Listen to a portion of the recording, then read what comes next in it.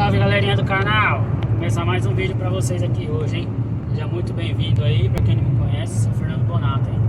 O vídeo de hoje fui lá naquele posto lá que vocês viram no vídeo passado que tinha a Ferrari lá. Fui de novo lá no posto do Lago Azul. Isso aí é louco, hoje tava bem mais top ainda. Acho que umas 4, 5 Ferrari, Lamborghini, tava top, galera. Então, já deixa seu like aí, pra não perder nenhuma notificação aí, pra estar ajudando a gente a crescer nosso canal. E se inscreva no canal, sei que ainda não é inscrito aí, pra fortalecer o canal, ajudar a gente a crescer aí, beleza? Então segue o vídeo aí que esse rolê foi pesado, foi muito top, galera.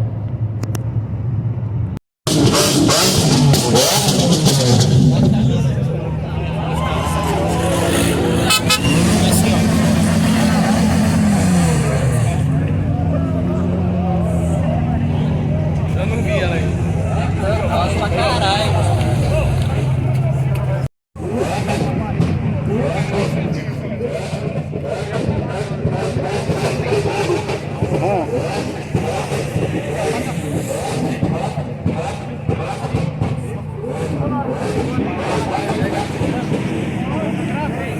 Parou o rolê só pra ver o Aventador sair. Lá vem ela.